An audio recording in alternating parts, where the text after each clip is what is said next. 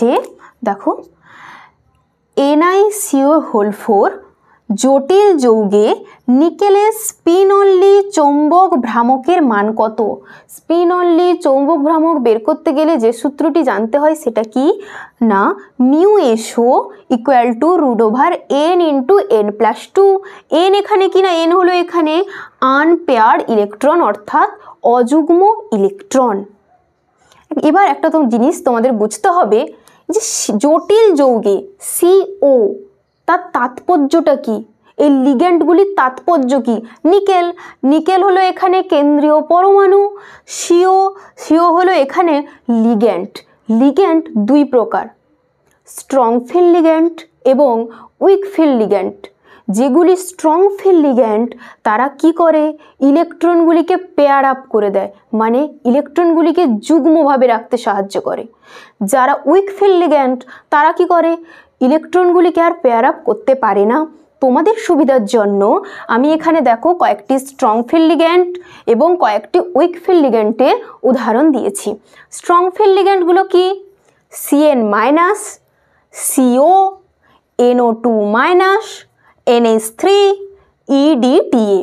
Week field ligand H2O, Cl-, F-, I-, OH-। এগুলি তোমরা কিন্তু তোমাদের রেফারেন্সের জন্য আমি তোমাদের বলে দিলাম। এবার ফিরে আসছি মেন কোশ্চেনে। নিকেলটা কি সিস্টেম? নিকেলটা হলো 3d8 সিস্টেম, তার ইলেকট্রন বিন্যাস 3d8 4s2। এবার আমি দেখো ইলেকট্রন বিন্যাসটা করছি। d orbital 1 2 3 4 5 4s 3d। এবার আমরা ইলেকট্রনগুলি কীভাবে পূরণ করব, 1 2 3 4 5 6 7 8 4s2 এখানে দুটো আছে, 1 2। এটা হলো নিকেলের সাধারণ বা তার গ্রাউন্ড স্টেটে ইলেকট্রন বিন্যাস। এবার নিকেল তো একা একা নেই, ও একটা জটিল যৌগের মধ্যে অবস্থান করছে এবং সে লক্ষ্য করে দেখো সে কিন্তু একটা স্ট্রং ফিল্ড লিগ্যান্ড পেয়ে গেছে। স্ট্রং ফিল্ড লিগ্যান্ড যখন পেয়ে গেছে ওরা চাইবে আমরা পেয়ার আপ করে নিই, যুগ্ম হয়ে যাই, মানে তখন লক্ষ্য করো ইলেকট্রন বিন্যাসটি কেমন হবে।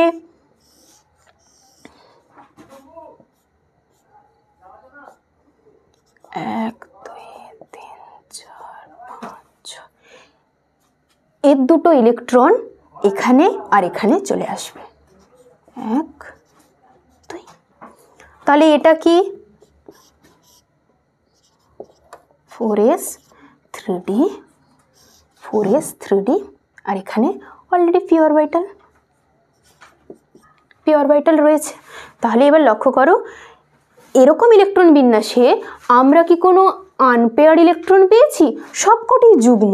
তাহলে এখানে n = কত, n = 0, তাহলে মান বসাই 0, কত হবে 0। তাহলে NiCO4 জটিল যৌগে নিকেলের স্পিন অনলি চৌম্বক ভ্রামকের মান 0। অথবাতে দেওয়া আছে ল্যান্থানাইট যৌগের সাধারণ ইলেকট্রন বিন্যাস কি, 4f 1 to 14 5d 0 to 1 6